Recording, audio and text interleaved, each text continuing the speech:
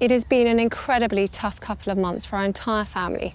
Well, the big British royal family might be all public figures. What have they tried and failed to hide from folks over the years? Well, today we've got that recent Photoshop scandal, awful historical events, and more. It was a huge deal earlier this year when news outlets like the Associated Press issued a kill notice for the latest photo of the Princess of Wales and her offspring. The palace officially issued the photograph to coincide with the UK Mother's Day, and they were like, oh, look at this! It's the first official photo after the princess underwent major surgery. Well, the reason for the image recall was because there was a lot of evidence of image manipulation and poor photoshopping that was very evident. Like if you were to zoom in on Princess Charlotte's hand, very clear the fabric was misaligned, very wrong. But like the kill order? That was wild, because that meant that the Associated Press was officially declaring Kensington Palace an untrustworthy news source.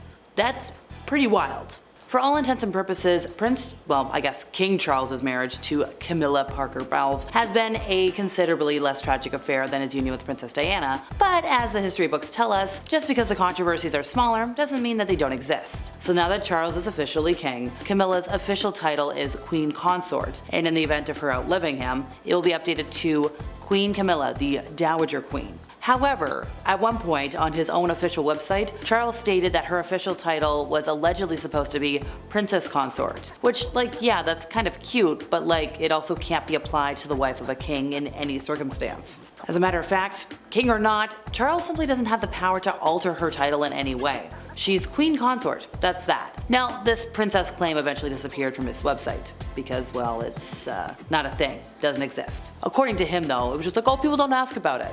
No, it just doesn't exist. In Harry and Meghan's Netflix documentary, Prince Harry claimed that the royal family lied to protect Prince William. So in episode 5, Harry alleged that the royal press team picked a joint statement in his and William's name to correct bullying accusations that were levied at William. Harry explained, a story came out saying part of the reason Meghan and I were leaving was because William had bullied us out. The Duke of Sussex said that shortly after the story unraveled, he discovered a joint statement had been made. He said, once I got in the car after meeting with other royals, I was told about a joint statement that had been put out in my name and my brother's name, squashing the story about him bullying us out of the family.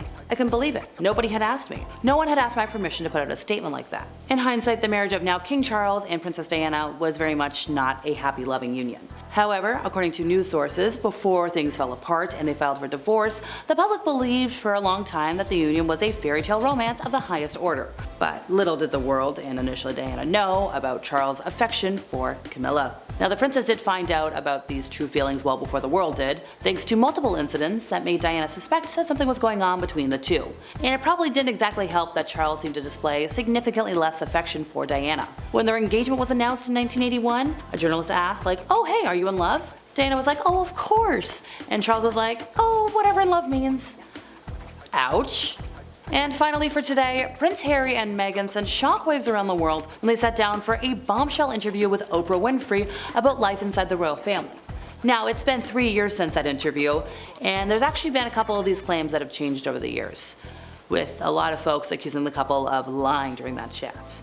So, once upon a time, the world watched on as Harry and Meghan got married at St. George's Chapel at Windsor Castle in May of 2018. But the couple revealed they actually had a private wedding without witnesses 3 days earlier. So Meghan said that the couple had been joined by the Archbishop of Canterbury for the special ceremony. Since Meghan made that claim, the bishop has actually denied legally marrying the pair, but he refused to rule out a private vow swapping ceremony that took place before the wedding. But still, they didn't get married before the big day. Well, that's it for me once again, folks. I've been Alexa, your resident emo girly. See y'all next time I get summoned.